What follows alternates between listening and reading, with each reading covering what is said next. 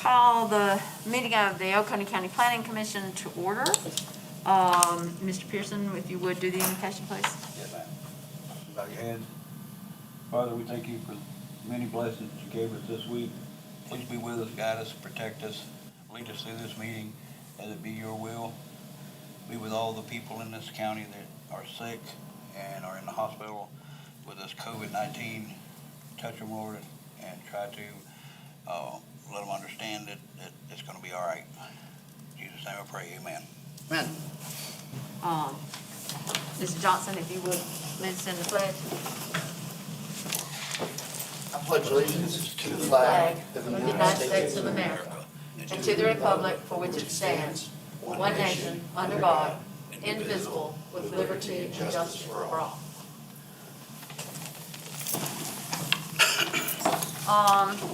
We have no one in attendance this evening from the public, so we will skip the public comment session.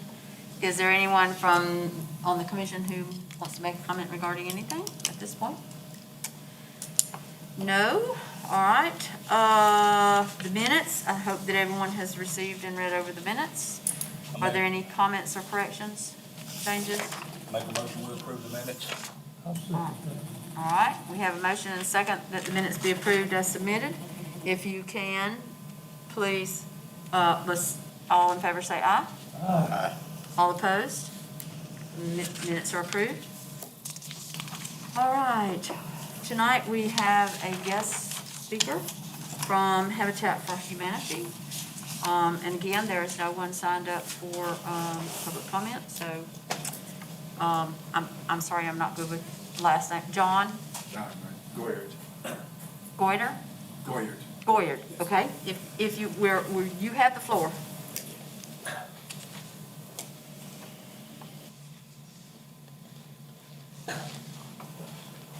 Just us friends here. Can you hear me okay? Yes. Sir. That's me. I'm from Oconee County Habitat for Humanity.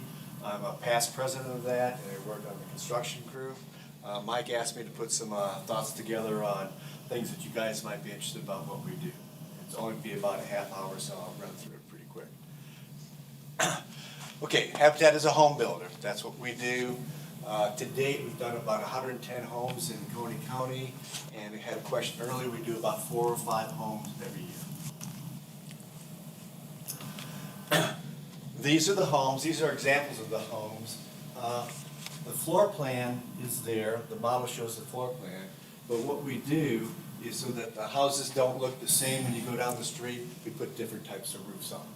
Okay, some of them don't have a peak, some of them have a single peak, double peaks, different types of things. So when you go down the street in a neighborhood where you see Oconee County Habitat homes, it doesn't look like a cookie cutter. Question, how much do these guys cost? They cost around $98,000 and they appraise for approximately $140,000. And that's for a 3-bedroom. We also do 4 bedrooms and they're about $10,000 more. The subcontractor costs around $51,000. That's for the masonry, the tap fees, the HVAC, flooring, concrete, general contractor. And then the material costs around $46,000. And our primary purchasers are from Kaufman Trust, Yoder's, Lowe's, Builders, First Source, things where you think you would get your materials from. What the subcontractors perform is the land clearing, rough grading, putting the footers in, doing the block installation, digging the conduits for the walls, sewer, that sort of thing. HVAC, sheetrock mudding. We put the sheetrock up, but we get some professional in there to mud it because it'd be god awful if we didn't do that. They do the finished floor installation they do. We used to put the shingles on the houses, but we're all getting old and hot and dangerous, and so we pay for that to be done as well. We do the metal fascia, they do the metal fascia gutters and driveways and walkways. What we do, the volunteers, and it's all volunteer people, we basically do everything else. The floor joist, the subfloor, the underlayment. Then we go ahead and do the framing and sheathing. A crane comes in and helps us put the roof trusses on there, and then we go ahead and deck them, put felt on them. We do the windows, window covering stores, the plumbing, the electrical. We do the sheetrock installation like I mentioned a moment ago. We do all the interior finish carpentry, the cabinets, the trim, the floor trim, painting. We do the front and back decks. All the houses have big front and back decks with railings and stairs. And right now, we're working on a house that has a handicap, a homeowner, and so we'll be putting the ramps in for that. We call ourselves a land developer. And the reason being is that what we like to do is to get a plot of land and put multiple houses on it. It makes it easier for us to do multiple houses concurrently, and it makes for a nice neighborhood. Butler School Road is one of our recent ones. J. Memorial Way we did a couple of years ago. We started on East Point Drive here in West Union. Okay, this is what it looked like in 2018. And if you went into Google Maps, that's where that thing came from. That's what you're looking at. Okay? This is what it looks like now. All the purple ones are houses that are completed. The yellow squares are houses that are under construction. The red squares is the last house that we have in East Point that we're going to start building on. Okay? So we build a lot of buildings in Macomb County. Okay, a question came, how are the homeowners selected? It starts with the homeowner picks up an application form, fills it out. We, the Family Selection Committee, calls that individual, does a background check, does a credit check, does a home visit to make sure that they're living in substandard housing. We verify their income, they fill out a formal application, the selection committee then recommends it to the committee recommends it to the board, and then the board will approve yes or no as to whether or not that person can become a Habitat homeowner. If you don't mind, what does FSC stand for? Family Selection Committee, I'm sorry, Family Selection Committee, yes. Okay, and in 2019, we had 67 people apply for a Habitat home. In 2020, up through July, we had 37 applications. Only 5 or 6 are approved per year. Okay, so we get a lot of people applying, not many qualify. The main reason is the debt credit issues. Over 85% of the denials are because of that. They don't have good credit, or they have a lot of debt. We have a small percentage where their incomes are too high or too low. In Habitat, you can't have too much money, but you have to have enough money to pay for your mortgage. And then finally, some people drop out because they don't want to do the sweat equity that we require, or they just don't want to stay with the program. Questions about how do we do money, how do we do mortgages and things like that. Okay, we're a bank. Habitat is a bank. We collect money. We get money, a large part from our resale store, mortgage payments, and then we get donations and grants. Okay, we're a bank. We spend the money. The money that comes in, we spend it. We spend it on construction materials, contractors, land purchases, utilities, equipment purchases, mortgage collection, accounting, and an independent auditor. Okay, so we have to spend the money as well. But we loan it. We loan the money. This is what makes Habitat have affordable housing. On the right is a typical Habitat loan. On the left, on the right is an equivalent bank loan. Okay, a total cost for our house is $85,000. A total cost from a bank, where the contractors don't have volunteer labor, is around $120,000. Okay, the 30-year mortgage, we have 0%, and a typical bank, whenever, is say 5%. So a monthly mortgage payment for a Habitat family is $236. A monthly mortgage payment for a typical is $645. Over the 30-year life of the loan, the Habitat owner pays $85,000. Typical bank, they pay $231. Okay, that's what makes Habitat homes affordable, is the fact they have 0 interest loans. So the question came up, do we have defaults? What happens? How do you track that? Well, we use a mortgage company. The mortgage company is in Greenville, and they track the mortgages. The homeowners pay their mortgages to the mortgage company. When they pay their mortgage, they also pay their property taxes and insurance. And it comes to about $350 a month. The mortgage is paid back to Habitat every month. We get about $16,000 a month from mortgage payments coming back to us.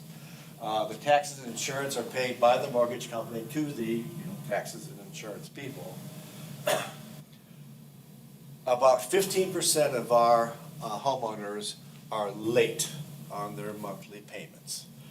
And Habitat International is really comfortable with that. They said if we had nobody late for their mortgages, we got the wrong clientele. These people are on the edge. They're barely able to afford these homes. And so we have about 15%. We have a very, very detailed process, fair processes to work with those people that are short in their mortgages and to get them caught up. And some things happen. They can lose their job. They can get sick. They can do whatever, and we work with them.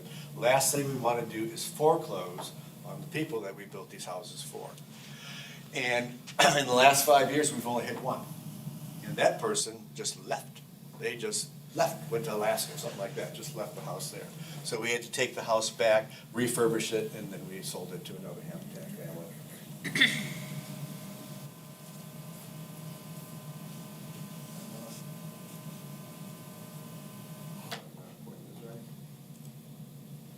Oh, did I go too many?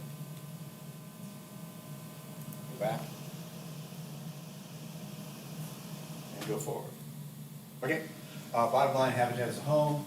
These are the 3 or 4 bedrooms, 1,100 to 1,200 square feet, front and back decks, large yard and shed. We don't build homes for cars. We give them a large shed that they can put all their stuff that goes in the garage. Okay, very specific questions that Mike posed to me is, do permit fees, inspection fees, recording fees need to be relaxed? No, we're good. We're good on that. Our inspector's done in a timely manner, very much so. We're very, very pleased with how quickly our inspectors come around to take care of things. Are there problems with septic or sewer? Nope, nothing. No, we're good. The one thing that we can do to help us is assume ownership of our neighborhood streets. Okay? We own the streets. Habitat owns the streets in those various neighborhoods. And Butler School, Westminster, we have 9 homes. East Point has 18 homes. We have 2 more phases in West Union where we'll have 20 and 15 homes. We have been trying to get the county, the city, the state, whatever, to take ownership of those homes so that our homeowners who are struggling, don't have to pay for it. They really don't have a mechanism for them to pay for it. So, if you want to do anything to help us, that's the guy.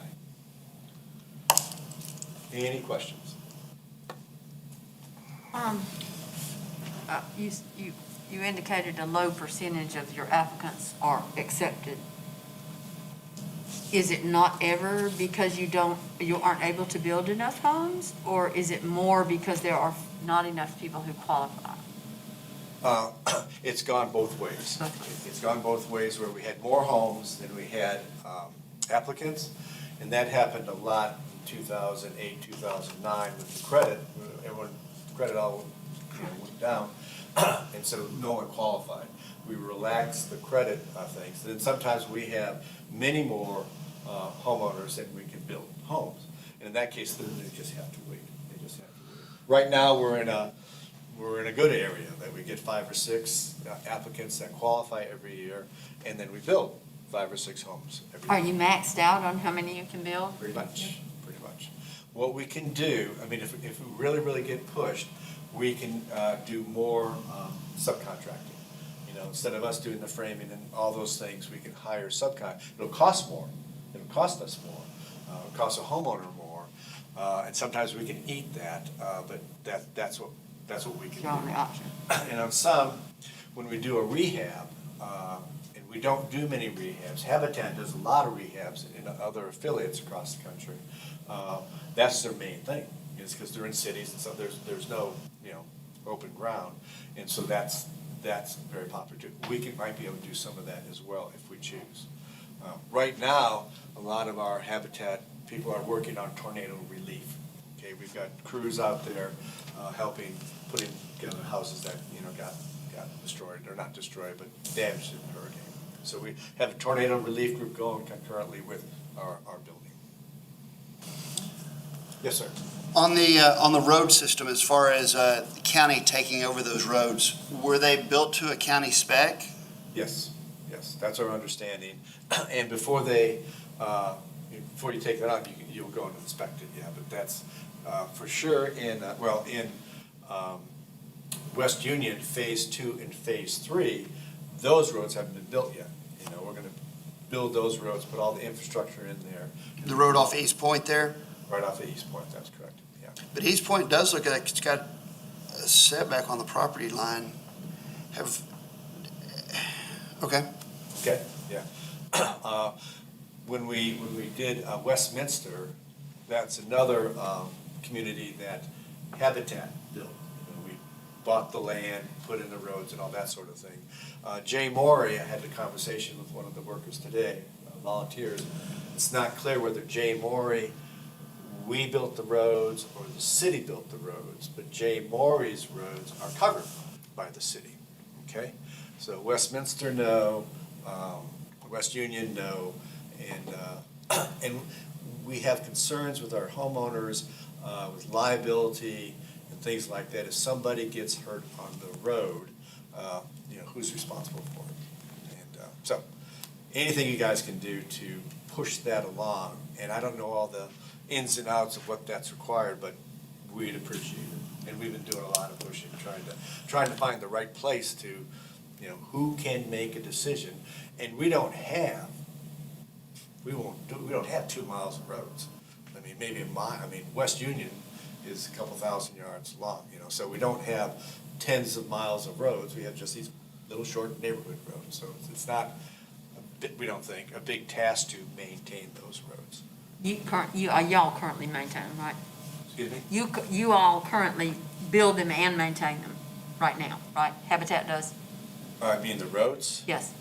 Well, we haven't had to maintain. You haven't had to do anything yet? Yeah. Okay. Westminster is 5 years old, you know. Now, West Union, what happened there on East Point is a developer put in the main East Point Drive, the whole thing, put in all the utilities, all the storm sewer, all that, put 4 homes on it, and then 2008, when it came, and he just sold it, you know, he just got rid of it.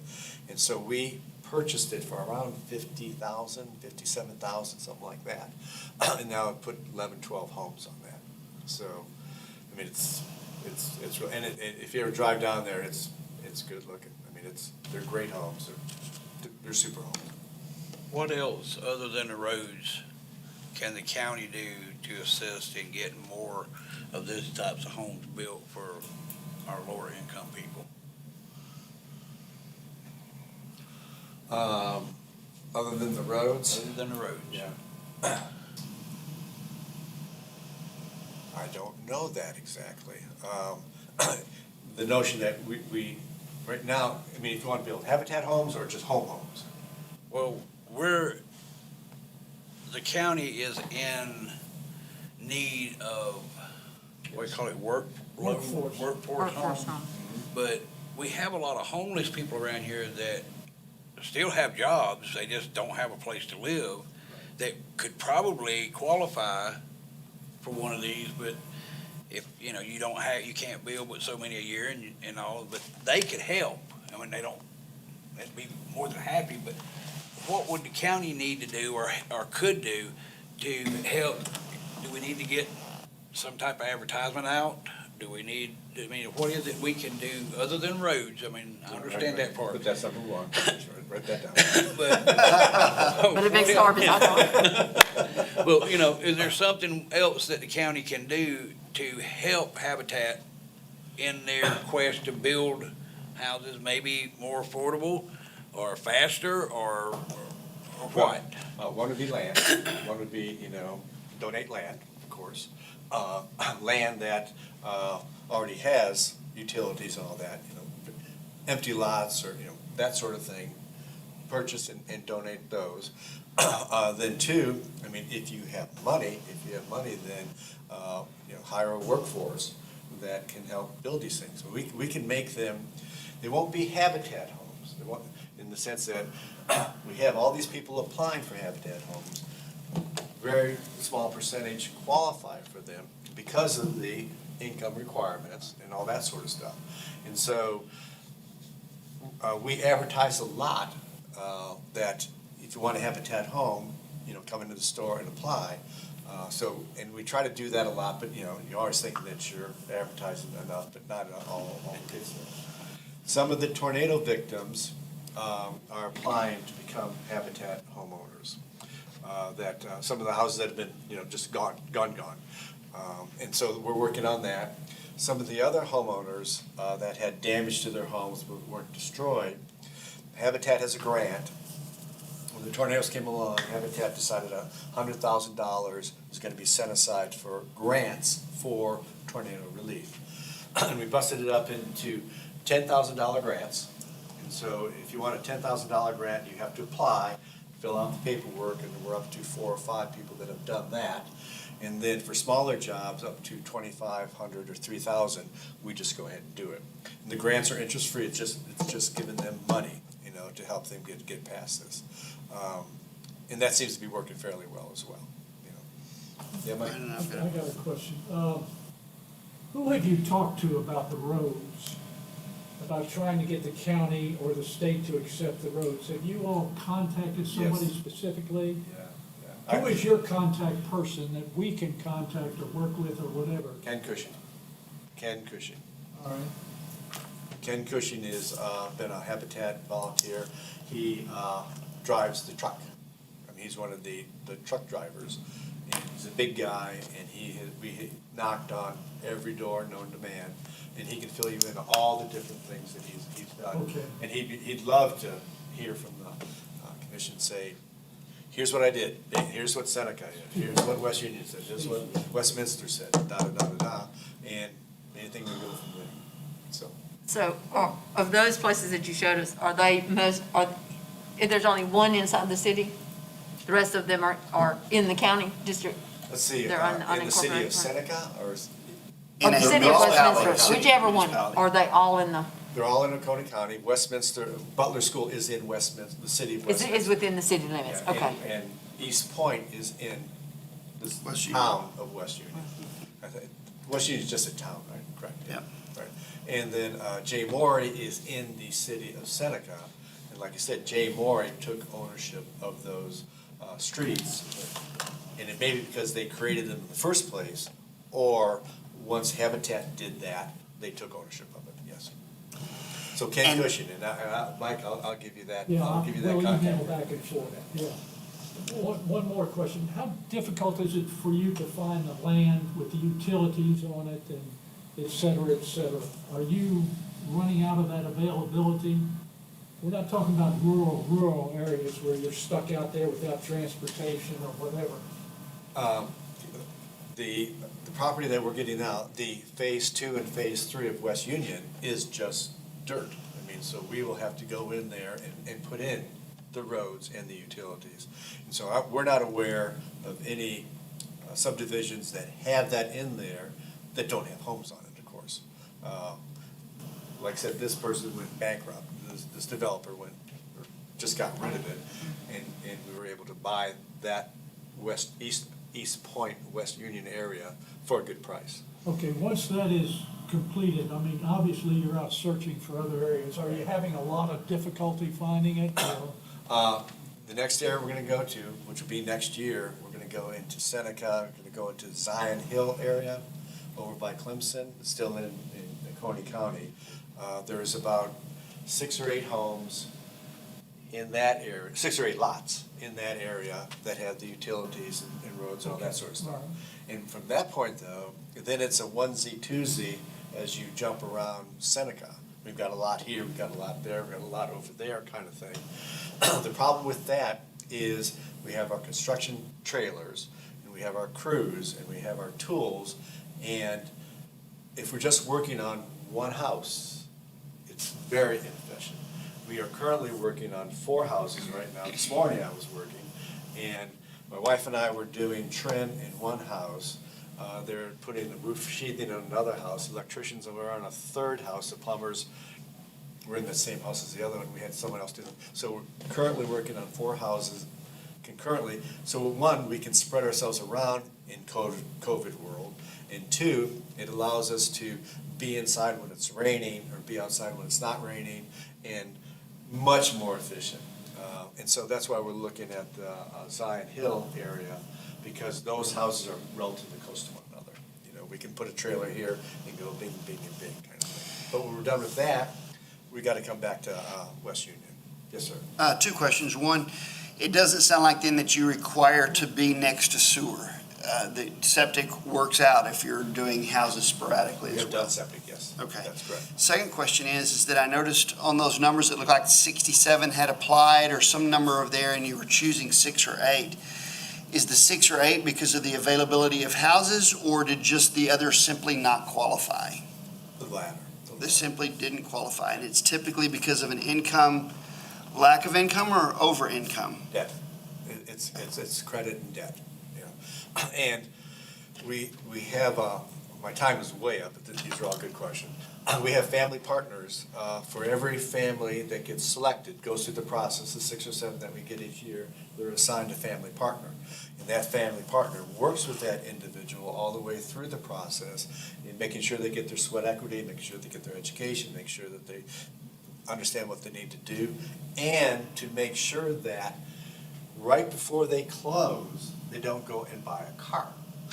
You know, and because right then, their debt to income ratio drops them right out of it. No, they don't qualify again. So we work with them very, very closely, but that, you know, a lot of them have a lot of debt. And a lot of them, they spend their money on their TVs and cell phones and things like that, as opposed to paying the rent, that sort of thing. So about, I'm gonna say 15% is that they fall outside the too rich or too poor category. And I think it's at 65% of the median Coney County income is the criteria that we put them in.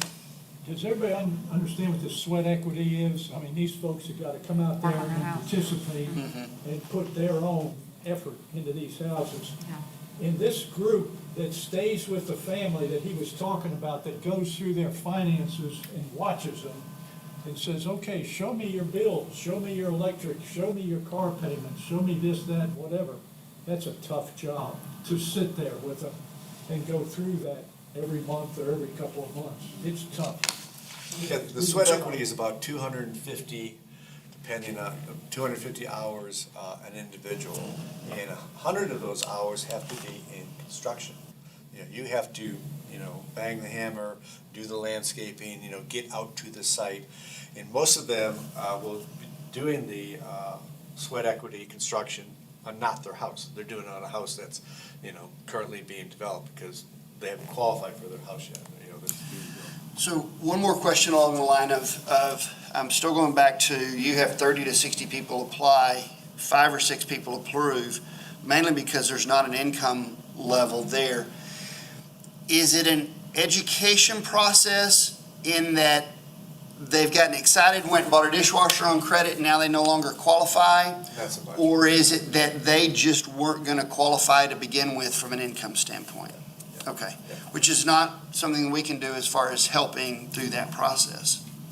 Okay. Correct. Going back to how can you get more affordable housing, I said, you know, get land. You know, I don't know what kind of funds you guys have access to. 0. Oh, there you go. Okay. I was going to say hire people. You know, get people. I mean, what Habitat is doing with the tornado relief is that we're getting a lot of the church groups that are also doing the tornado stuff. A lot of them want to volunteer, you know, helping to build as well. And so we're trying to get Habitat people who kind of know what they're doing to work with the church volunteers who don't, and show them how to do it. How do you put up vinyl? It's not that complicated. And so we're getting more volunteers like that. Yeah, I mean, you guys have no money, so. Have you talked with Duke Power? You know, they have a program where their folks, they do a certain amount of community work. Who does? They Power. expect them to do a certain amount of community Okay, work Duke from Duke Power. They're all their employees, I guess all of them. And have you reached out to them as far as them? Not Duke, we have Itron, we have Schneider Electric, we always have churches. Okay, so when we build these houses, generally we have a group, I'll say about a dozen, 15 regulars, you know, that come all the time. And they don't come every day, but they, you know, and then we get volunteer groups coming in, Schneider, Itron, churches, not Duke, we haven't had any Duke people come. And they may come with a big group, they may come with 10 or 12 people, and we make sure that before they come, that one, we know they're coming, and two, that we have a lot of work that they can do, i.e. framing, or i.e. sheetrock or something like that, so that the worst thing that you can have is have volunteers come up and be bored, because they're gone, you know, so we gotta make sure. But then people can come in, onesies and twosies can come in, that are not, quote, regulars, but they quickly become regulars, and come on in. But when large groups come in, our construction manager is let known, and we go from there. Could you possibly work with the construction crew, the construction classes at the Hamilton Career Center so that they had some kind of an intern program with you? That's a good thought, yeah. I mean, try county. Well, I was thinking of the new Hamilton Career Center. I know those kids do a wonderful job of Yes. construction, and if you, the movement in education is towards more hands-on experience, and There you go. if you could get some internships worked out with the schools, that they were actually doing something, perhaps with the oversight of a journeyman electrician or a journeyman plumber, Correct. and then let them get X number of hours of school credit for that, Yeah. might could get some good help. That's a good thought. And didn't they build a house or a small house there at the Hamilton Career Center one time? Well, they build the little, similar to the Graceland portable buildings. Yeah. They built our, at the farm center, they built our announcer's stand, brought it out, set it up, installed the steps to it. And they don't currently have the intern program because they're just, that shift is just coming into education in America, the acknowledgement that hands-on skills are very important. But they do a wonderful job, and I think that might be a great way to work out and even build a program, you know, so that you came out with kids that were trained already. Well, you see, you skills. know, the Clemson every year builds a Habitat house, you know, during the homecoming. The football team, yeah, Yeah. yeah, So it'd be kind of a similar type of thing. yeah, Yeah. yeah. Any other questions? Thank you very much for your time. Appreciate it. Thank you so much for I'll giving me talk the to him opportunity. about the road issue, try to contact the person. Okay, that'd be great. Thank you much. Thank you, I John. appreciate you coming, appreciate your Really time. do. Appreciate the time you Thank gave you. me. I have one more question for Adam. Do we know has anybody gone out and evaluated the road yet as far as if it meets the number of homes? Sure, so the roads that were mentioned, Butler and East Point, are both fully within the jurisdiction of those municipalities. Okay. Those fall outside of our county jurisdiction. However, the ones you're talking about off Zion Hill, if they were built to county standards, which are available, 50-foot right-of-way, asphalt, things of that nature, then we can apply, and we'll get with our roads and bridges director and put you on the path to, you know, making those part of the county's system, road system. And we can certainly do that. Generally speaking, they monitor the construction of the road, and then we hold the bond for a certain amount of time. And then after that time frame, it goes before council, and then it could be part of the county system, not a guarantee. But the roads in West Union, you guys can't touch because it's a municipality? I'll certainly ask. Because that's the one because I think Zion Hill area is they already own those roads. Westminster, not, and East Point, not for sure. Yeah, so Butler Road, at least the way I'm seeing in our Butler maps, School. that's what I'm doing here, Butler School Road. Butler School. That is up on private road, well within the Westminster. Yeah. And East Point is, One word. is within the city limits of West Union. Right. I can certainly ask. I mean, there's no harm in me asking about them. My knee jerk would say that since those are inside the jurisdiction, but the Design Hill ones, if we're out there, we can certainly look at them along with any of the other stuff. We're not trying to shut it down, I'm just saying it's just for informational purposes. Gotcha. Anything you can do. Thank you. That's it, thank you, sir. Thank you much. Thank you very much. Thank you, John, appreciate it. Let me steal my, You gonna take your house? I'm gonna take my house. We gotta have so much state tonight. Yeah, absolutely. All right, comprehensive plan 2020, items for evaluation. Mr. Chapman, I believe you said you had some things to review with us? Sure. I don't mind. Just get a little bit. Thank you. Thank you, sir. Thank you.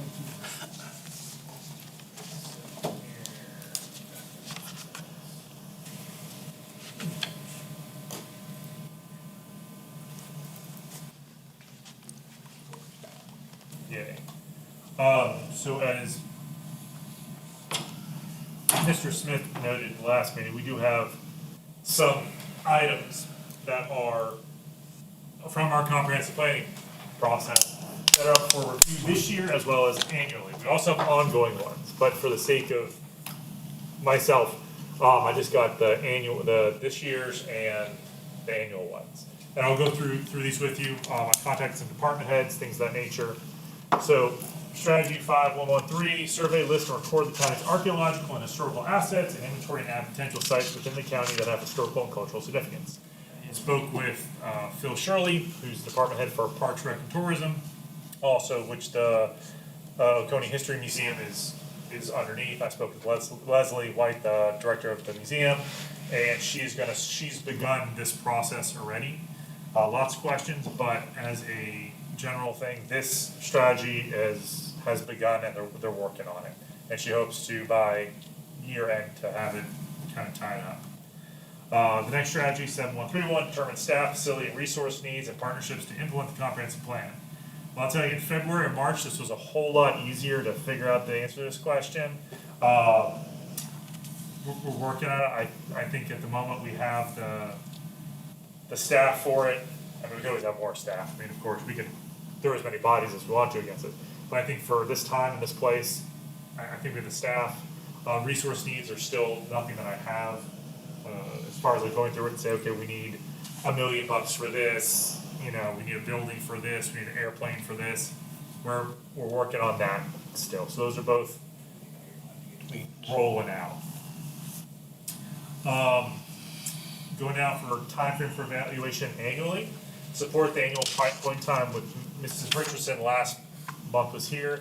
Would any of you all, from a planning commission perspective, either be interested in, I guess we have to talk to her first, if she can have outside bodies go and do it, or at least help push her if she does need people to help out with that. And she's the person in charge of doing the point in time. I think she indicated to me that she had help, maybe, that it was just a question this time of upgrading it, maybe. Did she not say that in her, when we were talking about it, she said, we have it, we've done it, and we need to update it, and she indicated to me that she did have an intern, so maybe, I'd be happy to reach out to her if you want me to. Yeah, that'd be And good. find out, I could call her.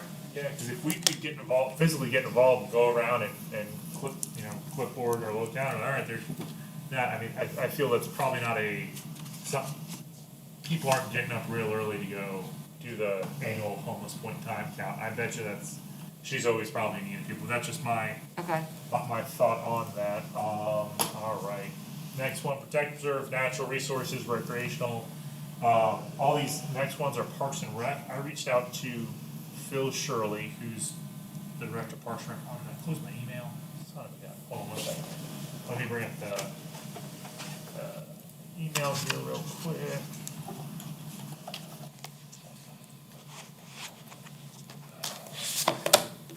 Yes.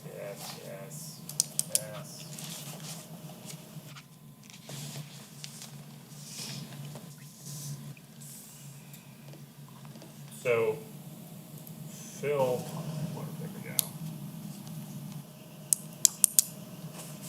So this is kind of a broad picture of what's been going on with Parks and Rec. Chow Ram office complex, over $500,000 with the new ADA restroom, retail, and new staff offices, and 15 parking spaces have been added that recently got open earlier this week. High Falls restroom complex, $431,000 complete. Refurbished the miniature golf course at High Falls. Somebody actually called me up to complain about that at one point in time, but they just redid that. State conservation grants of $550,000 and $230,000 with matching dollars from Oconee County to purchase the 200 acres next to Chow Ram, and they come with a master plan for that. Renovate the South Cove bathrooms, refurbish the tent sites in South Cove, 3 new pickleball courts, still don't know what that is. Engineering complete for renovating Seneca Creek access area on Lake Hartwell, and that's gonna be presented to council later this year. So those, some of the park things on here are that speaks to. My copy here. Adam, Sir? I wanted to, the top item that people talked about was, what do you do around this county? I and far. And if you don't boat or you don't hike, what do? So the parks become very important. There was a big meeting about 5 or 6 months ago about a greenway system. And I'm wondering if Phil is starting to move in that direction. There was a lot of people there in attendance, over 100, and they brought the fella in from Greenville to give us a talk about how they did that. And I think we just kind of need to keep focusing on that and trying to get that ball moving, because Walhalla just got a very large grant to help in that area. And I think there are a lot of people that are in favor of it, trying to get it moving. Anyway, I just want to mention that what do you do if you got a young family of 3-year-olds and 4-year-olds and 5-year-olds? It's hard to take them hiking. They're not gonna last very long. That's fair, and I can certainly ask about that. He didn't bring it up, but I'll certainly talk to administration and Parks and Rec about that. Okay. 6322, explore local and regional strategies to minimize non-point source pollution and institute best management practices. Currently doing the census. The census is for water quality, doing the census is what everyone can do to help it. That's the best thing. Because if we get pushed over a certain threshold, that's 80,000 people, we'll be pushed into what's called an MS4, and that's a stormwater utility. And we're required to basically manage our stormwater, which leads into all of our lakes and rivers. We do have our floodplain ordinance, which got adopted and updated. We have a floodplain management page. And something we had discussed is looking at riparian buffers along selected watersheds, which is also in the comp plan, just not part of the annual or 2020 one. So we can start looking at riparian buffers. Have you reached out to the Soil and Water Conservation District and DHEC as to, what can they do to help, maybe? I know, I talked with the one lady about the fact that all of the junkyards were currently within any concern, that, they were not concerned about water and things like that, but with certain changes that might be an issue, just to touch base with, and I would think that their Soil and Water Conservation District might have some ways that they could, I know I mentioned to them some things about the construction on the lake, so that you have, and I know this is not necessarily non-point source pollution, but ways to minimize like runoff into the lake and things like that. Just, Sure, they're another group that we can reach out to ask, hey, what's going on, what do you know about? Oh, yeah, certainly, we certainly can. I think the stormwater utility, whenever that becomes, that would be a method for it, even for existing stuff, we can go in behind it. And the floodplain and riparian buffers, for as far as non-point source, and you referenced it is like, for instance, the junkyard, that's point source. Neither one of these are non-point, Right but. there. But yeah, we certainly respect soil and water conservation. There's no issue with that.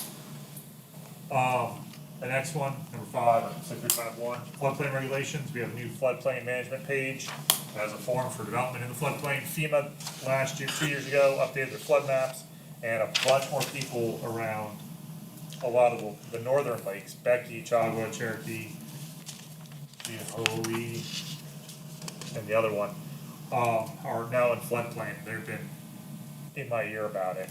So we do have that. Review and update the county flood damage prevention ordinance. They got updated in 2018. We follow FEMA's footsteps. Basically, we can update it if we so choose, but FEMA basically every few years walks around and says, here's our ordinance. If we don't have to adopt it. We are not required to adopt it. However, if we don't adopt it, no one in this county can get flood insurance. And we're also not eligible for federal dollars if we have a flooding event. So we're available for rescue dollars. You know, they're not going to abandon us in place and be like, sorry, you're not getting a helicopter. But they're not going to come back through and provide recovery resources. So as long as we have this ordinance in place and are enforcing it, we're good, and which we do. And just as a planning thought, 10 or 15 years down the road, I know that for the first time in my lifetime, I have begun to hear the weather lady speak of the heat that is produced by asphalt as a temperature and therefore rainfall climate effector in a city. And the fact that it is increasing the rainfall in the Greenville area versus outside of that area. It's something that I always wondered about because I know in meteorology you study what it used to be called the plowed field effect. I think probably they're going to change that soon and call it the asphalt pavement effect. But it does, in fact, change the water, the rainfall. And when you listen to people talking in Greenville where they've had a rainfall, a storm that dumped a couple of inches, well, this has never flooded before. Well, that's because you never had 50 acres of pavement around you before. And so I think as planners, it's our job to make sure that we are looking at that as we plan for these damage areas and places where maybe we don't need to build, or maybe we need to put in permeable pavers, things like that, where we're not adding to the issue as we grow. I'm a huge fan of permeable surfaces and having minimum or maximum impervious areas, things of that nature, especially in areas with such topography as ours. It's a planning idea, but from a functional idea, I think it's a good idea. And what you're referencing is called the urban island heat effect. Yes, that's right. That's right. It's 70% more likely to rain in New York City, Chicago, Paris, Madrid, all the other major cities than it is on the weekends when the cars aren't driving in, creating that big exhaust fume cloud over the top. So it's much more likely to rain on the weekends in major cities than not because of that urban island heat effect. It's sucking in all the heat and whatnot. So, but if you all want to look at addressing pervious areas and impervious areas, that's a very forward-thinking environmental planning idea. Just something to think about, not to do now, but at least we've talked about it. All right, so 7 through 10 here are for emergency services. I haven't gotten them with them yet, all of that emergency services stuff. So I'm getting with them. I'll bring this back up to y'all. Number 11, 7235, work closely with local energy and utility providers and emergency management activities to ensure coordination in the event of a major natural or man-made, highly unlikely, as the Duke guy told me yesterday, highly unlikely event of a man-made event. So if the county participates in every 2 years, a radiologic drill, which we just did this year on last week ago Tuesday? A week ago Tuesday, that I'm involved with, that all the departments who operate the Emergency Operations Center. It was a little different this year than it was in years past, but we definitely work very closely with Duke Energy and our neighbors, Pickens County, Anderson County, Clemson University, state emergency response, and FEMA for just those kinds of things. So we're doing it. $12 answer for 13, 7237, communicate frequently with citizens of Oconee County about emergency plans. we're creating a plan right now. We are in the process of it in relation to Duke and other items, so we're putting together a package. 7261, reduce high school dropout rates. Ms. McPhail, Mr. Smith, not that you all weren't, but you two were the torchbearers for this a lot during the comprehensive plan, meeting. We can see the meeting. So I started Googling some stuff. So coronavirus, children not being able to learn at home due to internet access, home situation, not having a home or having to pick up jobs to support a home are going to very actively increase our high school retention or dropout rate, or negatively impact our retention rates.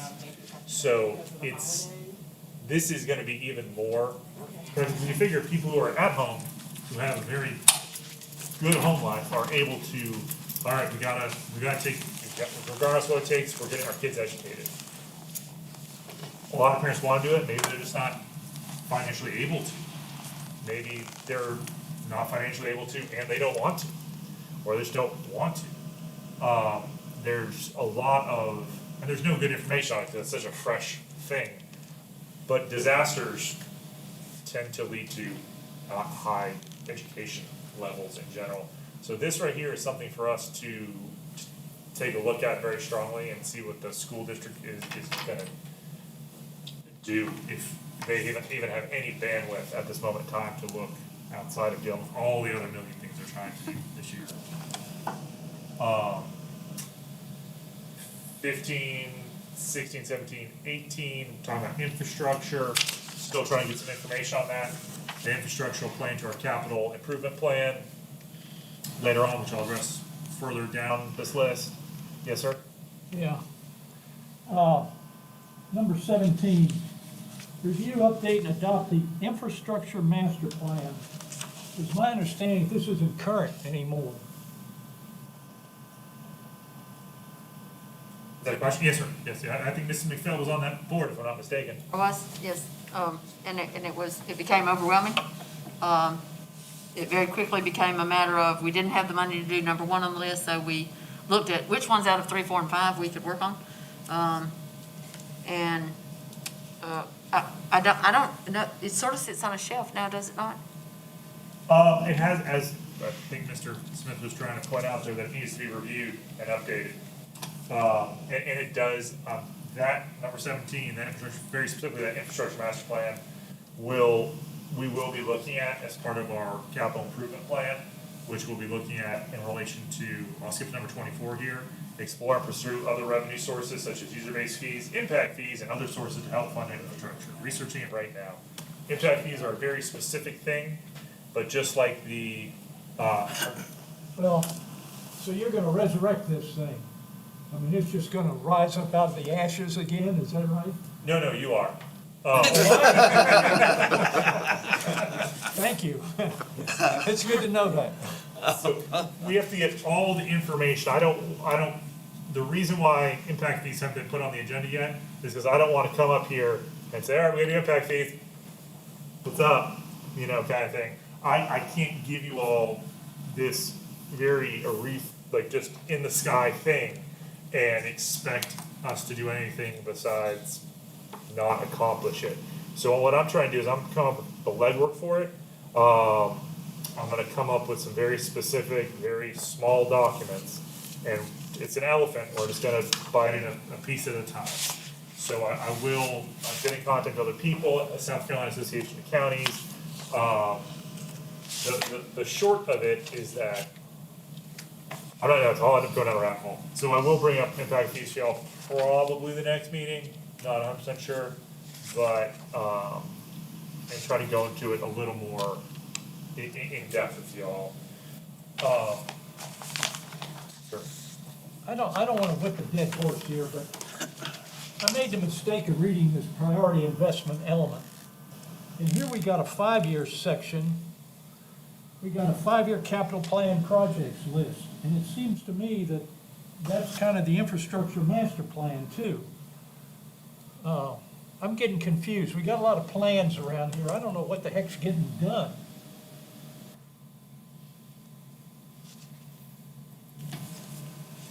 that part is written mostly by our Economic Alliance Office, I believe.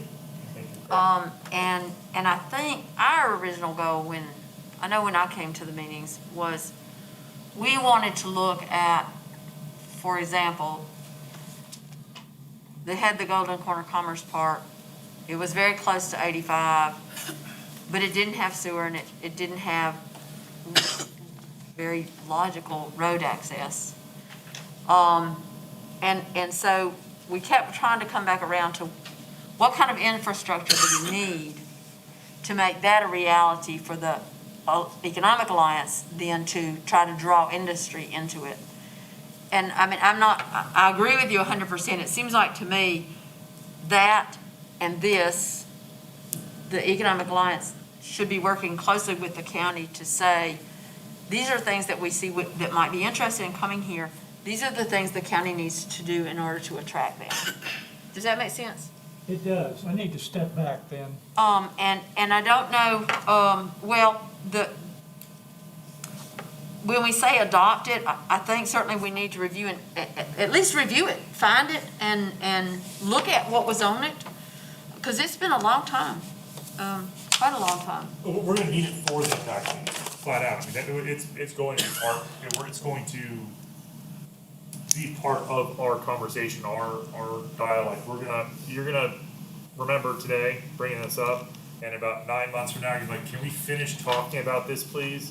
We are definitely going to bring up the infrastructure master plan in conjunction with the capital. I want to say it's probably been sitting on a shelf for 5 years. So I'll step back. it will. I'll come back. It in will 9 come months. up. I'll come back in 9 months. Let's hope.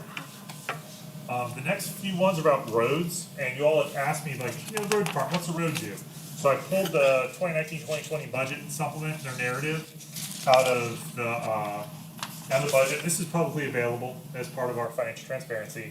And there's all sorts of really interesting stats and things of that nature, but I'm gonna slide all the way to the last page there of it, and where it just shows the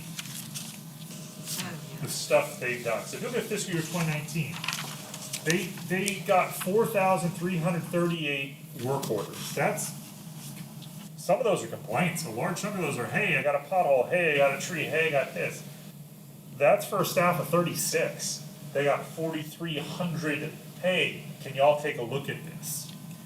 They constructed 2 new roads, that's inside the parks, I believe, the industrial parks. They hold almost 30,000 tons of gravel. So just to kind of give you an optic of that, you can fit a ton of water, 1 ton of water in a 3 foot by 3 foot by 3 foot high cube. That's 1 ton. Now picture 30,000 of those.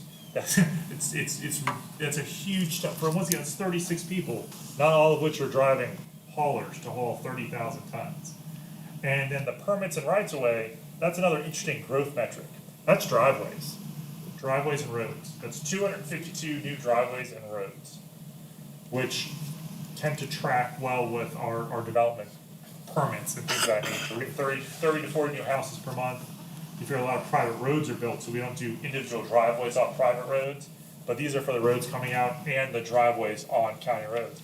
Our roads department, with the budget they have and the 36 people they have, they move mountains, quite literally move mountains of rock.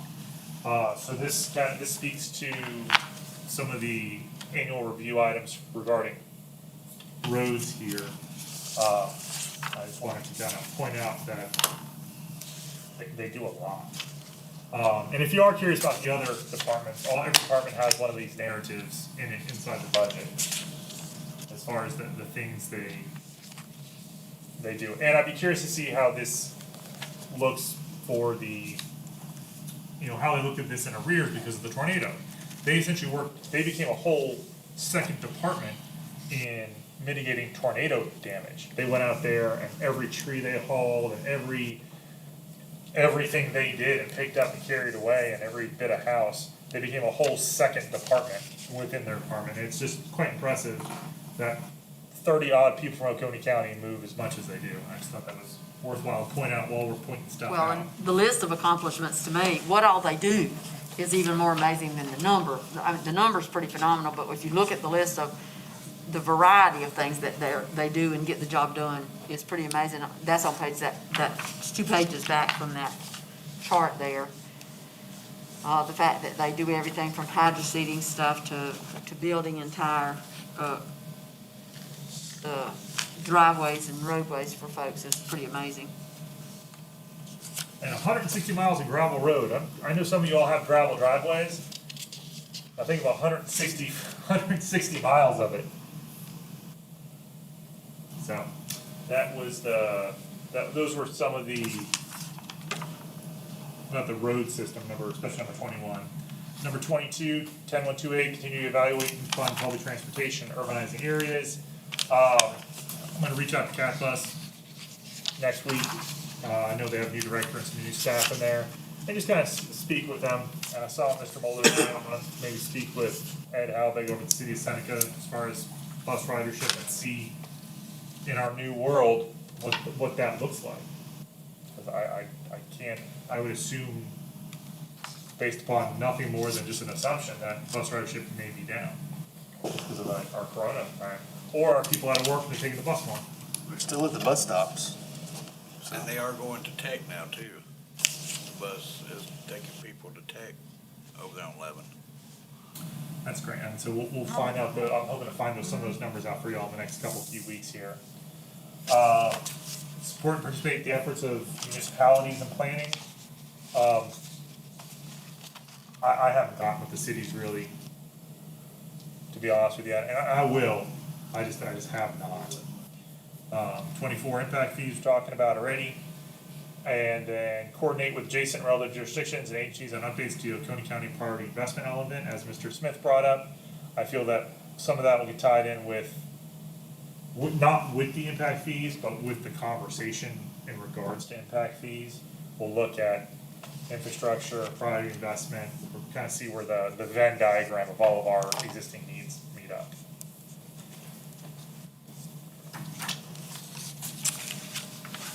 That's a lot to take in. Yes, sir. Do we need to make a motion that we've reviewed these for the record? Mr. Chapman, would that be recommended to put in your records that and then you can apply these as having been reviewed? Once I get you the other ones that I haven't gotten information from, 7 through 10, and then I do want to get a couple more of the 18 and, or not 18, I'm sorry, the public safety number 20 answered for you, as well as Cat Bus. Once I get those for you, hopefully by the next meeting, then yeah, let's go ahead and say, listen, we looked at all the annual ones, as opposed to us piecemealing and say, we make a motion to accept number 1, 2, 3, 4, 7, 19, Gotcha. 21. Okay. Yeah, let's do it after we look at them all. And then either at the next meeting or the following one, I'll bring in all the ongoing ones, which are a little more comprehensive. Yeah, but it's a good idea, Mr. Smith. It's just too soon. Yeah, I think if we do it all at once, it would be. Okay. Suits me. All right. Comprehensive plan annually review items. Is there, or did we get all that done? Was that 7 and 8 together? Yes, ma'am. That was sort of 7 and 8. Sorry for kind of running on there. I That's okay. apologize. We're good. All right. Corridor discussion, Mr. Chapman. Sure, so I just want to bring up that we have been discussing corridors, and the time frame was, I believe, early September 1 maybe, for us to have the corridors brought to planning and economic development. That meeting got pushed back till November or December, and just with everything else going on, this comprehensive plan impact fees coming on, we're still gonna look at it, we're still gonna look at corridors, we're not giving up on it, just not today. If we can have a chance to get ahead on the comp plan and the impact fees, I think that will be more than enough for the current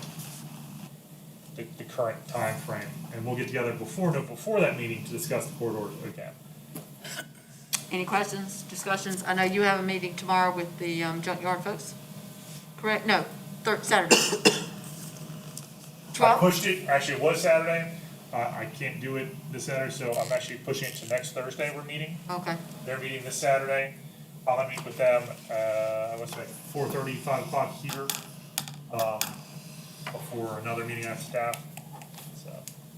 Yes, but I am still meeting with Junkerville, they're very, they're still very interested, they're still very wanting to be involved. Cool. Any other comments or questions? Motion to adjourn? Do you need anything else, Mr. Shelton? I'm good. Make a motion, we adjourn. Second. I don't think we have to vote. All right. Wow, my kind of meeting. Hold on, hold on.